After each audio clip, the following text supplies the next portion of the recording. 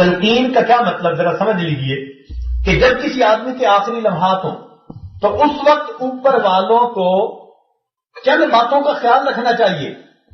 یہ باتیں ذرا اہم ہیں، توجہ سے سنیے گا، فائدہ ہوگا. پہلی بات تو یہ کہ چونکہ کبھی کسی سے یہ باتیں سنی نہیں ہوتی، صحبتی علم حاصل نہیں ہوتا، اس لیے پتہ ہی نہیں ہوتا کہ ہمیں اس وقت کیا کرنا ہے کیا نہیں کرنا. چنانچہ کیا ہوتا ہے کہ یہ بندہ تو اپنے آخری لمحات میں ہے اور بیوی صاحب آ رہی ہیں اور فرماتی ہیں تمہیں کیا ہوا، میری آواز سن رہے ہو، مجھے پہچان رہے ہو.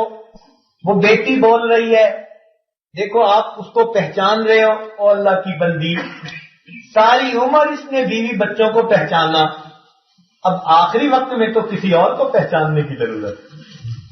وہ کوئی وقت ہے یہ باتیں کرنے کا؟ ہم نے دیکھا مرنے والے کے لیے مصیبت کر دیتے ہیں اوپر والے بندے. قطعاً کبھی ایسی بات نہ کرے آخری وقت میں.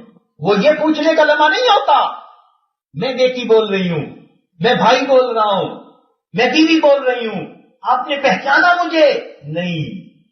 اس کو مت اپنی طرف متوجہ کیجیے، اس کو اپنے مالک حقیقی کی طرف متوجہ کیجیے. وہ وقت ہے ایمان بچا کے جانے کا. وہ مصیبت میں ہوتا ہے، شیطان اس وقت اس پر وار کر رہا ہوتا ہے اور اوپر والے اس کو الٹا غافل بنا رہے ہیں. تو کبھی ایسی بات اس وقت نہ کیجیے جب محسوس کر لیں کہ ایسے سمپٹمز، وائٹل سمپٹمز اب نظر آ رہے ہیں. اب اس وقت کبھی کوئی ایسی بات نہ کرے. نمبر 1. اور نمبر 2، ڈاکٹر لوگوں کو کبھی بھی نشے کا ٹیکہ مت لگانے. اللہ بچائے، کئی دفعہ ڈاکٹر لوگ جب دیکھتے ہیں نا کہ یہ سمپٹمز آنے لگے تو وہ سمجھتے ہیں آرام سے کام ہو جائے گا، وہ نشے کا ٹیکہ لگا دیتے اور بندے کو کلمہ پڑھنے کی توفیق بھی نصیب نہیں ہوتی. روکیے ڈاکٹر کو، بہت دوائیاں لے چکے، اب جب آخری وقت ہے تو اب ان ٹیکوں کی ضرورت نہیں ہے. جہاں اتنی تکلیفیں دیکھی یہ تکلیف بھی گزر جائے گی، کم از کم آخری لمحے تک ہوش سلامت رہے تاکہ یہ بندہ کلمہ تو پڑھ سکے. دیکھیں موت کے بارے میں ایک کافر کا پرسپشن اور ہوتا ہے، ایک مومن کی انڈرسٹینڈنگ اور ہوتی ہے. ہم مومن ہیں، ہماری انڈرسٹینڈنگ اور ہے. اور آج کل تو یہ مصیبت ہے کہ لوگ ایسی بیماری میں مبتلا ہوتے ہیں کہ ڈاکٹر بتا دیتے ہیں کہ اب اس کا امپروو ہونا مشکل ہے اور گھر والوں نے بیمار سے بیماری چھپائی ہوئی ہوتی ہے اور سمجھتے ہیں ہم بڑا اچھا کام کر رہے ہیں. مت بتانا سب جھوٹ بول رہے ہوتے ہیں، کفل تسلیاں دے رہے ہوتے ہیں. ہمیں ایک مرتبہ ایک ایسا ہی واقعہ پیش آیا.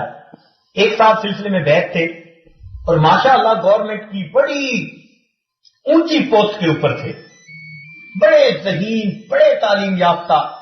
اللہ تعالیٰ کی شان دیکھیے کہ ان کو ایک ایسی بیماری ہو گئی کہ جس بیماری کی وجہ سے ڈاکٹروں نے بتا دیا کہ یہ 2-3 مہینے کے مہمان ہیں. بیماری اپنی حد سے گزر چکی، اب علاج نہیں ہو سکتا. جب ان کو پتا چلا تو گھر والے سب نے ابو سے بات چھپائی ہوئی.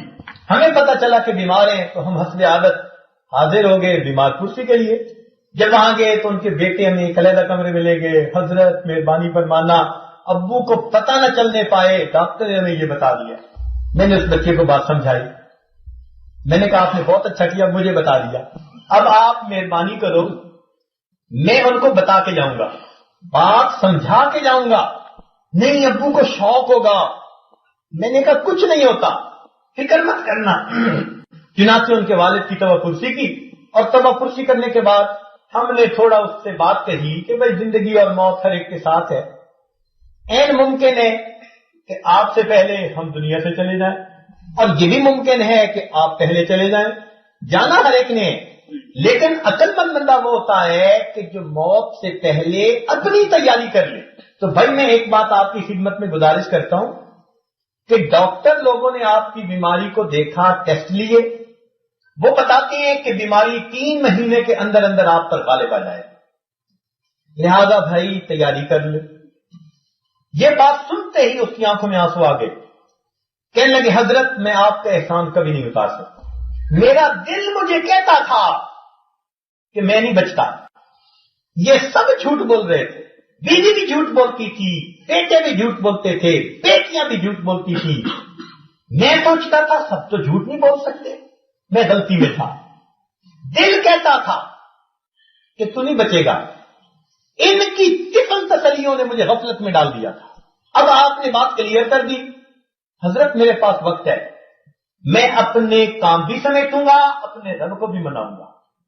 چنانچہ اس نے اپنے بچوں کو بلایا, جتنی جائیداد تھی ان کے حصے تقسیم کر کے شریعت کے مطابق اپنے اس وقت کے اندر ان کو ٹرانسفر کر دیے تاکہ اولاد میں آپس میں کوئی جھگڑے نہ ہوں.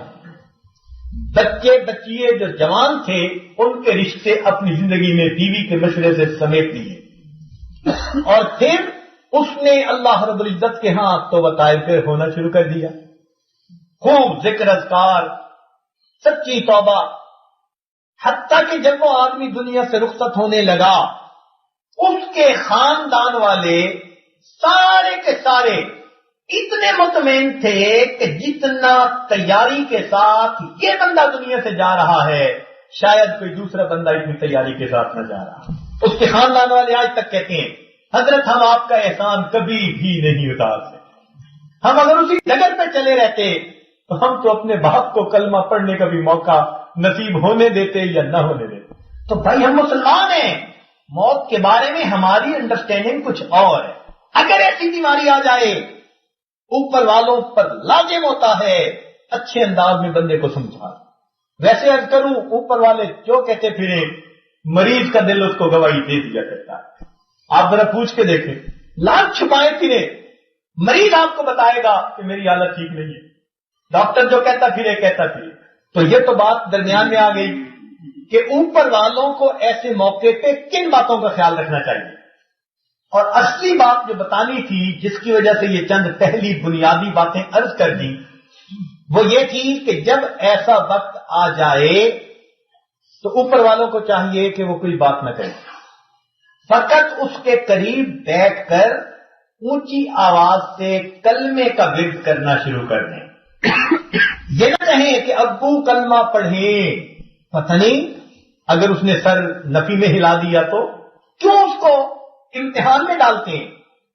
فقط اس کے پاس بیٹھ کر اونچی آواز سے لا الہ الا اللہ کلمے کا ورد شروع کر دیجئے.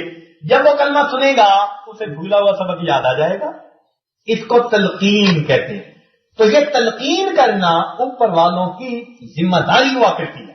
ہمیشہ یاد رکھیں جب کبھی آپ ایسی کیفیت میں ہو کہ کسی بندے پر ایسے سائن دیکھیں جو وائٹل قسم کے ہوتے ہیں, ہمیشہ کلمے کا ورد کر دیں. اس کو بھی کہہ دیں جی کلمہ, اگر ہوش میں ہے تو کہہ دیجئے, نہیں ہوش میں ہے تو بس کلمہ پڑھیے, اللہ تعالیٰ اس کو پڑھنے کی توفیق عطا فرمائے. تو یہ تلقین کرنا اوپر والوں کی ڈیوٹی ہے. اللہ کرے جب ہماری موت کا وقت آئے تو کوئی نیک متقی صاحب علم و عمل ہمارے پاس ہو جو ہم بھولے ہوئوں کو اپنا اصلی سبق یاد دلوا سکیں.